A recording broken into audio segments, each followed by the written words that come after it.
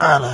Ko'pincha 800 kilodan oshgan buqalarda og'zi yara bo'lgandan keyin tuyoq formasiga ham o'tib ketadi, lekin tuyoq formasiga o'tgandan keyin yaxshisi uni so'yib yuborganga ma'qul deb turib, dehqon akalarimiz qassoblarga topshirib yuborishadi. Lekin sizlarga hozir mana shu buqa salkam 850 kilo atrofida chiqar ekan. Hozir bu oyoq formasida, ya'ni to'tala oyog'i ham og'rib yotibdi.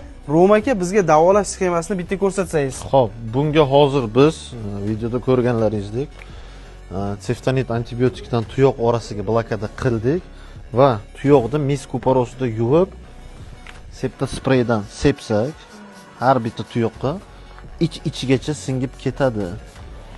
Bir xilgi joyda agar fioletoviy sprey bo'lmaydigan bo'lsa, septa spreyni og'iz bo'shlig'iga ham ishlatsa bo'ladi. Bu tarkibi povidon yo'q. Oshqozonga tushgandan keyin oshqozondagi fermentlar buni neytrallab tashlaydi, hech qanaqa ziyoni yo'q. Chunki fioletoviy spreyni ham sepyapsiz-ku. Undan tashqari og'riq qoldirish uchun обязательно bunga Flunex qilib turish kerak. Ham harakat oporniy dvigatel deydi. Mana bu bo'g'imlardagi nimalarni, og'riqlarni olib, molni o'tirib turishini yaxshilab beradi. Обязательно Flunexdan mana shunaqa gavdadagi mol bo'ladigan bo'lsa 20 grammdan 30 grammgacha inyeksiya qilinadi. Bir kunda bir mahal 5 kun davomida qilinadi.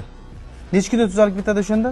Tak, blokada 3 kunda 3 marta yo 5 marta qilinadi. Tuyoq har kuni 2 mahal yuviladi va ketidan yuvilgandan keyin, qurigandan keyin sprey sepib turilsa agar shu 5-7 kunda o'ziga kelib ketadi. Lekin обязательно tuyoqqa o'tgandan keyin 20 kun, 25 kun, 28 kun o'tgandan keyin bir xilligida tuyoq tashlash kuzatiladi. Ba'zi bir oyog'ida.